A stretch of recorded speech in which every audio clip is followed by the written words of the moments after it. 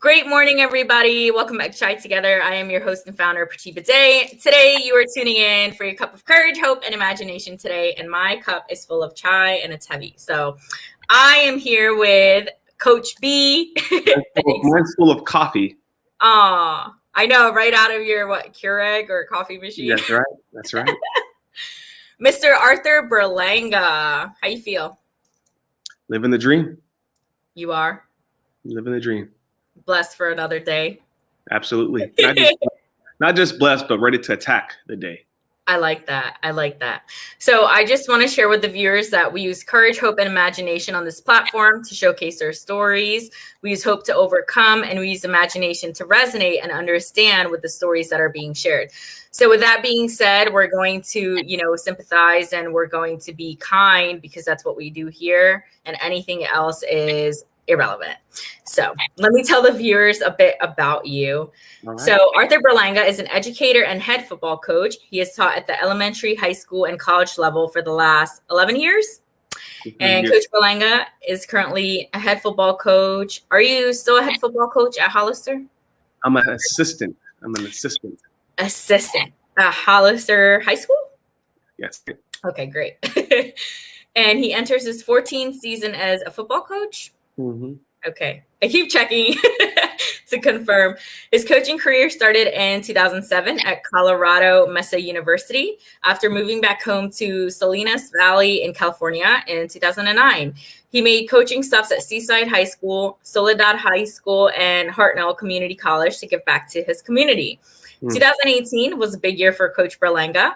He was honored by KSBW Action News 8. Wow. Golden Whistle Award for his leadership and influence in his community. He was also named both league and county coach for the year.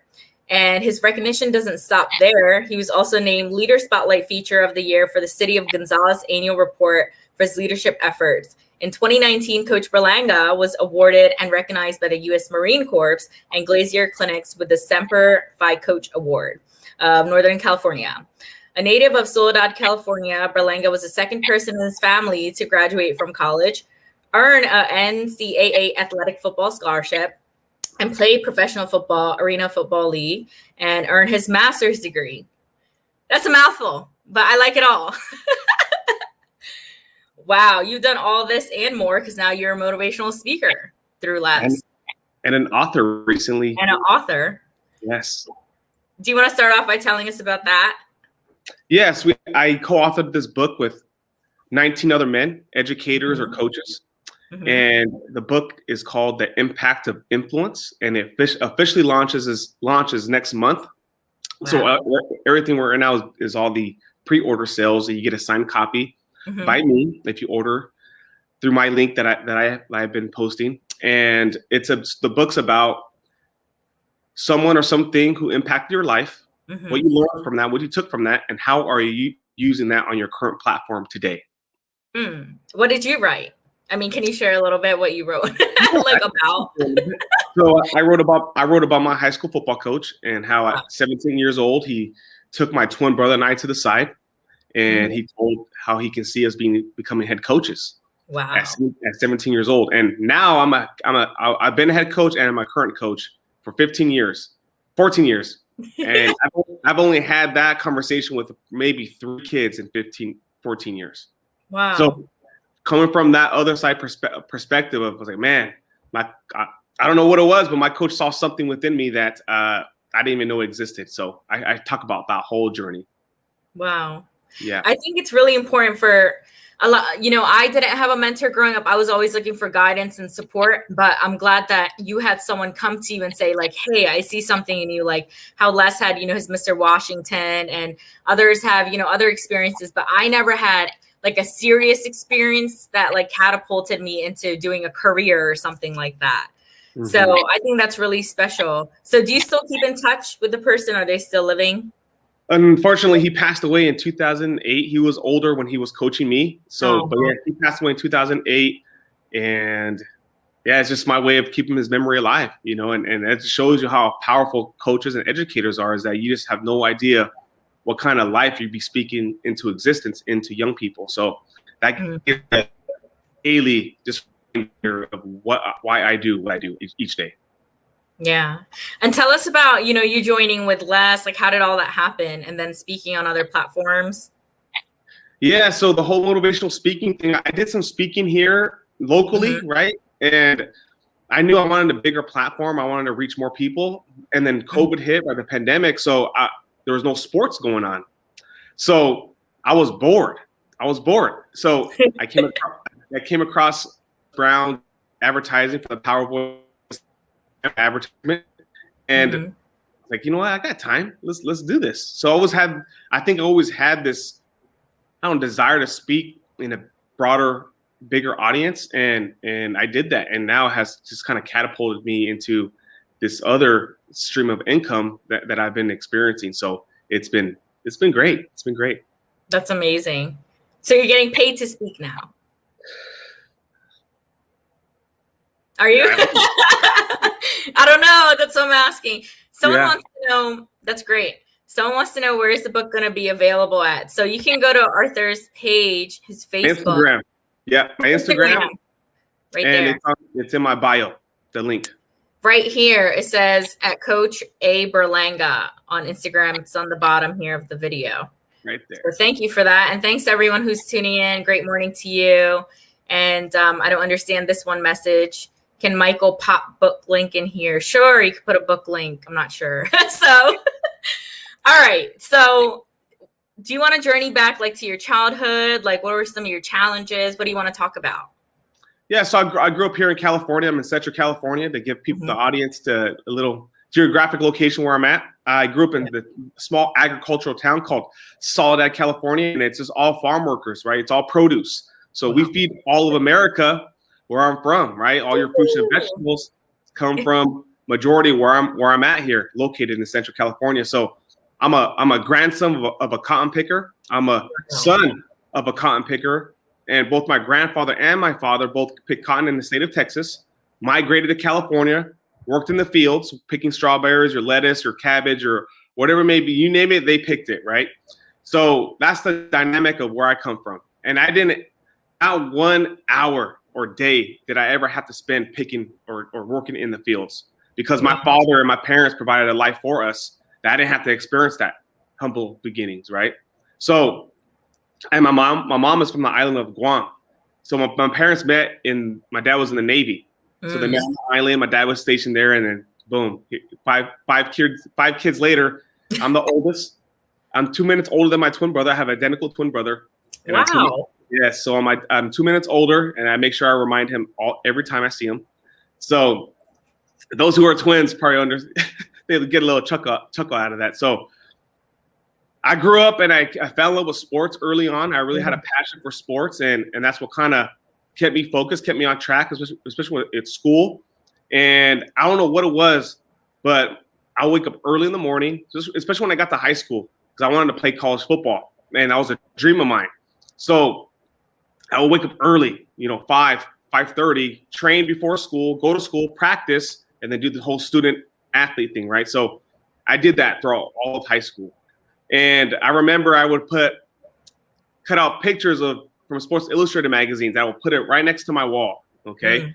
And every morning, this is before I even knew anything about vision boards, right? I don't even think vision boards was even a thing, or if it was, I didn't know about it. So I would wake up every morning looking at my favorite athletes at that time on my wall, right? And I would envision myself wearing the uniform, wearing the helmet, wearing the shoulder pads, running into the stadium, and making the big play when it counted most. So I would envision these things every night and every morning as I started and ended my day. And sure enough, it came to pass. It came to fruition. And my brother and I were the first ones to be collegiate scholarship athletes in our family, and also earn college degrees, right? My brother was the first one to graduate from college. I was the second, but I'm the first one to have a master's degree. So me too. Yes, all these things kind of happen because of my parents and what they instilled in me at a very early age, right? Not being a victim of circumstances, right? Not being a victim of generational negative cycles or curses, people say. So my parents come from such a humble beginnings, but they are completely victorious. They're not victims, but victors. Wow. Wow. Are they retired now? They are. And, Wow. and they love their grandbabies, right? My sister has 2 kids. I have 2. So they just love their grandkids. They're great grandparents. And after I played college football and all that stuff, and I got into coaching and I got into education. So now I'm just using everything I've learned through my whole journey and giving it all back to my communities where I grew up and where I'm from. Wow. What would you like to do on a bigger scale for community? Okay, give me an example of that. Can you give me Yeah, like, do you want to start a nonprofit? Do you want to do like, a weekly food collection? Like, what do you want to, is there something you want to do that you could do more of? So I've been pretty involved in community service. When I was a head football coach at my previous school, we would always serve our community. So Memorial Day weekend, we set up the poles and flags and we tear it down. And we work at the food bank every month. Every month we work the food, and Saturday we spend about 4 or 5 hours serving the community, right? And I kid you not, the cars would line up. We don't even open till 8, but the line's already backed up around the block at 7. So we're wanting food, right? So we would do these very things. We'll clean up the parks. We would help serve military, retired, disabled veterans. We'll go to their house. We'll clean their yard for them. Take trips to the dump for them. So we did these things in my football program. I also took my kids to the local state prison here, the penitentiary, and we did this program called We Care program. So I took about 22 of my football players and we went to the prison and spent the whole day there. And they got checked in as inmates, right? So I don't know if you've ever seen that show Scared Straight at MTV many years ago, but it was nothing like that. These guys were mentors. They were not trying to intimidate the kids. They weren't trying to spook them. No, they were loving on them. They were sharing their experiences, their testimonies with them. And it was very powerful. So we go from 6 a.m. to 2 p.m. We ate in the chow hall with them with all the inmates, right? Wow. We got to go through the hall. We got to go through the yard and see all the politics and how it's played, and all the movies that I seen growing up came to life, right? It came to life for me. So I don't know if we did that 2 years in a row, and then I left. But those are the type of things that I participate in here locally. Yeah, it shows you how grateful you are because you can choose this life or you can choose another path in life. So I think that's really great that happened. And yeah. Oh yeah, I just wanted to add one more thing. So on that We Care program, when we go to the prison, yes, you got the hardened criminals, the guys who look like they belong in there, right? The stereotype, if you will. But then there's also guys in there who look like they have no business in there. Look like they belong behind a desk. They look like they have no business in there, right? And it was all because of one error in judgment, whether it be a DUI, a bar fight, wrong place, wrong time, drug transaction going down, and they didn't know their buddy had a gun on them, and then turned into a shootout type of thing. So these are the plethora of stories that we're told. It just comes from all different walks of life, and you have no clue what you can get yourself into in an instant moment. I really like that. Do you feel like you would, I don't know if you've done this, but like go speak with schools, like to go speak at other schools regarding a specific niche, Did you ever think of that? Now that I'm an educator, it's hard for me to go to schools and speak to them just because I'm working while they want me to go there. Yeah. But I did it before I became a full-time. Before I became a full-time educator, I would go to schools and speak to continuation schools, the kids who are at risk. I went to elementary schools. I would do that. So I did participate in that, but then when I became full-time, it was real hard to do that. Yeah. Did you ever find yourself in a place, where you were misjudged or juvie or like anything like that? No. Did you get into trouble? No, my parents, they whipped me into shape. They really kept me grounded because they knew that I really loved sports. So anytime I did mess up, they would take sports away from me, and I was straight right up. Man. Yeah. They knew how to get to me. Wow. So do you have a big dream now of what you want to do? Like, what is your goal as lifestyle? So my goal is to be an international speaker. I want to be an international motivational speaker and go to a different country and get paid to speak. I want to be a best-selling author. Okay, that's next. And I want to book. So I'm a co-author, the head guy who spearheaded the book, but there's 19 other authors in it, right, sharing their stories. But I want to have my own, which I'm working on right now as we speak. Really? Yes. What is that about? Is that a memoir? No, it'll be a leadership book on leadership, Wow. how to be a leadership that I don't know that I'm not set on the title just yet, but leadership that wins, or five principles to help you become a transformational leader, things like that. Yeah. I think it suits you because the posture, the vocal aspect, all of that. Oh, thanks. Yeah. So, I would like to discuss regarding suicide if you're comfortable with that. Absolutely. Okay. So I know, in your family, you guys had the loss of your nephew. So since that happened, do you feel like a calling to speak more about that with the youth, or do you want to do something regarding suicide prevention now because of that, occurrence? I've been doing it. I know, I saw your video. Very good. So my nephew and my in-laws live with me, and almost 3 years. And the day after Father's Day, that's when he took his life, right, with the gunshot wound, infliction wound. So obviously tragic, the trauma that we experienced, right, the trauma that I had that all night. And even to this very day, I have post-traumatic stress from it, right? So I'm seeing therapy for it. And I've never experienced anything like that before, right? What was it? 2 days after that incident, I went and I spoke to a football program and let them know about what happened and what I was going through, just to spread awareness. Hey, man, if you guys are going through anything, please talk to somebody, right? Don't just hold it in. So I did that, and then I went to my nephew's school, his school, because he was playing football and I went and spoke to his football team and their coaches. And then during our teacher training, those last couple of weeks, I spoke and let the staff know as well. Hey, man, because social emotional learning is really big right now, right? In our, it's an emphasis. It's very stress and importance in our school district or at our school that I'm working at. So I raised my hand and I shared, what I went through and what I'm experiencing. And it's fairly new, right? It's only about 2.5 months that this happened. So I have no problems talking about it. I have no barriers up as far as the details if people want to know about those details, what I'm going through, what our family is going through, and handling that. And I just accept it, right? Because I know we're not the only ones going through this. This happens on a daily occurrence, right? And it's a pandemic in itself, but it's not talked about enough, right? And now as an educator, now that school's back and I got kids in my classrooms now, I'm no longer doing the distance learning through the computer screen. There are students who come up to me and I share with my classes, hey, this is what I've been through. If this is you, this resonates with you, I am here, right? I am here. We will get you the help you need. If you're not comfortable, come to me and I'll help you. I'll walk you there, right? Because we have a wellness center on campus, which is awesome. So a lot of resources for our students at our school at Hollister. And one student comes to mind where she said, Coach, can I wear sleeves during PE? Because I teach physical education. She's like, yeah, sure. And she says, the reason why is because I have scars. And she's a freshman. She's 15 years old, right? 14, 15 years old. And she's already has scars from cutting herself, right?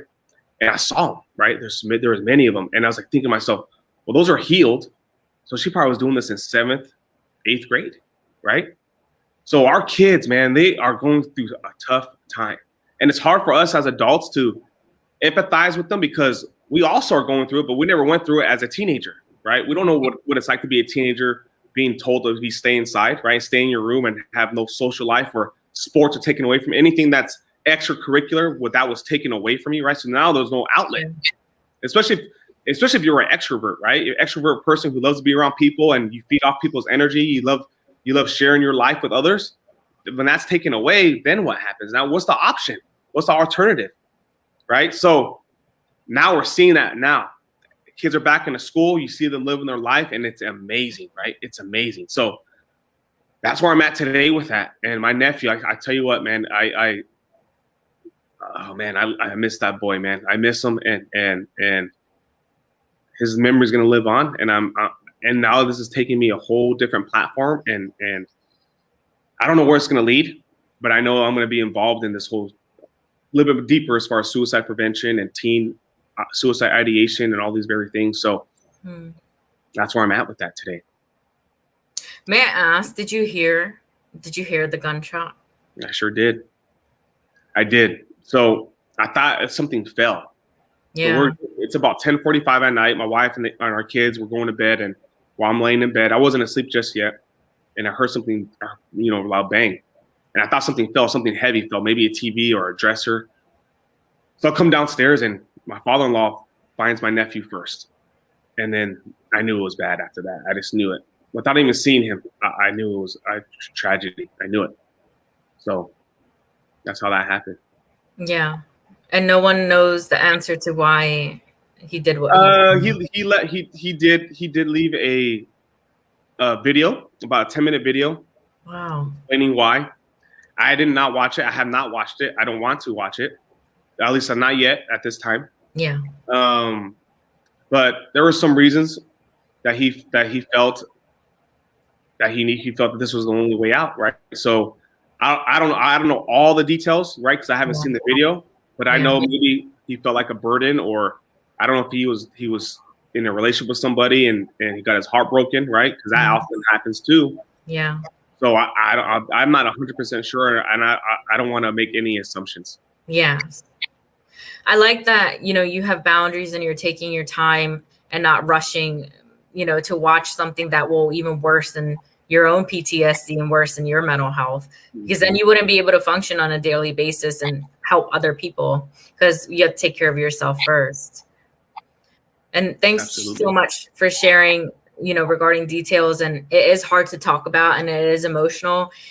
And the fact that, someone is doing this like every second in the world is just, we don't consciously think about that. Hey, someone's passing on, from suicide, like every second. Some are not even counted for, like most are not even counted for globally, So it is a lot. Thanks for sharing that. I don't want to stay on the topic. So I want to ask you, in life, since, the traumatic incident has happened, has any perspective about life shifted for you? As in, like, do you understand or not understand things in life, like why things happen and things? It has made me a better educator. It has made me a better football coach. It really has, because now my senses and my awareness and my sensitivity and my empathy and sympathy has heightened. It has enhanced because of what I experienced with my nephew, because I had no idea.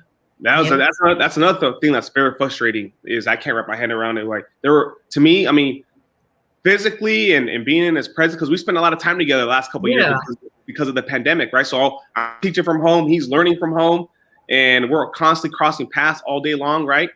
So I had no clue. I hear him playing video games, just having a good time with his friends online, right? He didn't go out very often, right? He did stay in his room a lot. Listening, I would hear him on the other side of my wall, because his bed was on the other side of our bedroom, of our master room, and I would hear him singing songs in the shower, right? He did those things. And then I'll come home after practice or what have you, and I can hear him playing in his video games, right? And there's that's the thing that's very frustrating for me, is that you just don't know. There might not be any signs, right? But and you just don't know sometimes. You just have no idea. I agree with that. You don't. Do you feel like you blame yourself, or you don't? No. Good. No blame. No blame. No. Good. I have the peace within me. He wouldn't be in my home if I didn't love and care for the kid, right? So, not just me, but my wife and my in-laws and everyone who took part in helping raise him. And I treated him just like I treated my own son. I treated him just like I treat my students and my football players. I hold them to a high standard. I hold them accountable. I love on them, right? No blame. Good. I like that, because it's not your fault. I know you're seeking therapy, which is, I think, really, really important. And I don't know if you want to answer this, but are you guys also seeking like a family therapy, or is this just for you specifically at this time? It is family therapy, but we have individual sessions. Very good. Yeah. How is it, day to day for you, still processing and healing through this, as in, you're working on, you're writing your book and, still speaking and having your work day. do you ever have days where you feel like you need time for yourself, or like you need a day off, or like, how is that process for you? Yeah, I think, so for example, when the incident happened, I was right back at practice 2 days later. And the reason for that is because I didn't want to stay at home and thinking about it all day long. And then now I'm going to put my mental health into jeopardy because I'm going to be sulking in the trauma, right? In the tragedy. So I was very, very protective of my mind and because I knew if I continued, and here's another thing, because I coach football, I'm able to use it as an outlet, right? And not only am I just going on with my life and my day, but I'm using my story to help other people young people who are the same age as my nephew, right? They're going through the same exact thing. So by them seeing me coming in practice, even though what happened, and then sharing that and talking about it openly, I think that's a beacon of light for them. Like, man, coach is going through something, but yet here he is with us, right? Right. And his nephew went through that, man, I went through that type of thing. And now I see the effects of that. So I used it. I didn't sulk in it. I didn't allow it to allow me to kind of go deeper into the hole that we were in and what we're experiencing with the family. I kind of used it to spread awareness, and I use it to stay busy as well. But at the same time, I was still on a mission to where I was sharing his story, right? I was sharing his story. I was sharing mine too. Yeah.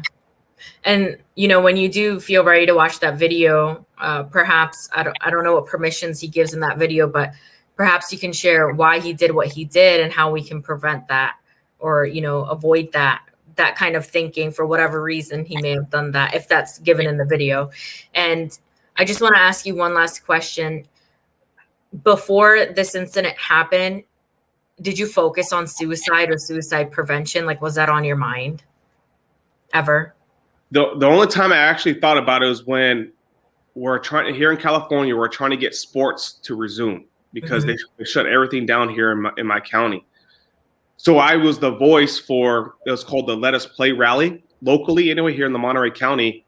And I was the one head coach at the time who spoke and was interviewed at the rally. And the reason for that is because a lot of these kids, like I mentioned earlier, who were passionate about sports, extracurricular activities, but they weren't giving any outlets, right? What do you expect these kids to do then, right? What are you going to give them as an alternative?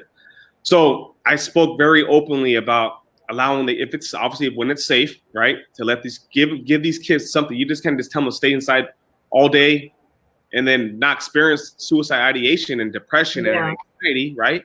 So I did that very publicly, and I got scrutinized. I got attacked publicly as well for that. People didn't understand my point of view, and that's okay. We have different points of views, but you don't have to attack my character. You don't have to attack me as a person. It has nothing to do with what I'm saying. So anyway, I was already publicly open about it because I saw the signs within my own players, right? Within myself, right? Suicide ideation, thoughts of suicide, and anxiety and depression all rising. All the numbers were skyrocketing, right? But yet there were nothing given. There was no options for the kids. So I was very openly public speaking about that locally here where I'm from. And that was last year? That was in the month. When was that? It was in this. Yeah, it was last year. It was 2020. Fall, in the fall of 2020. Does this make you want to learn more about suicide and suicide prevention? And do you want to have more education on it now for this reason? Absolutely. I remember I was in college. I took a suicide prevention class. I got a certificate during a winter break course. It was a J-term course, and I got certified in suicide prevention, but I was many years ago. So I have to refresh my memory. But I remember in the class, they would put us through scenarios, right? Suicide hotline and all that stuff. And boom, I'm going to do this to myself. Talk me out of it. What do you got for me? Because I have the gun right now loaded to my head. What are you going to do to help me? Right. So then they will put us in those scenarios. So, and that was many years ago. I was, 23 at the time or something like that. So yeah, I need to take another course just to refresh my. I really like that. Very proactive. Would you like to share anything else before you go? just if those who are watching and you're in a funk, if you're in a place where you feel stuck or lost and you don't know what the next step is, and you lack belief in yourself, find somebody who does believe in you, right? Or if they even, you don't even have to know them. Just borrow their belief. Borrow it until it becomes your very own. Have a vision for your life. What is it that you want to be, become, have? What is that? Because if you can envision it, you can have it, right? It can be as real as in your hands. Attach action. Because nothing can happen, nothing can come to pass without intentional action. Nothing of worth, nothing of value ever does come easy. If it was, then everybody would be successful. Well, we know that's not the case. And then be persistent for what you want. So once you set your goals and what you have in your mind, what you want in life, persistent, roller coaster ride. But I tell you what, it is shaping you to become the very person you are destined and created to be. That's all I got. I really like that. I really like that.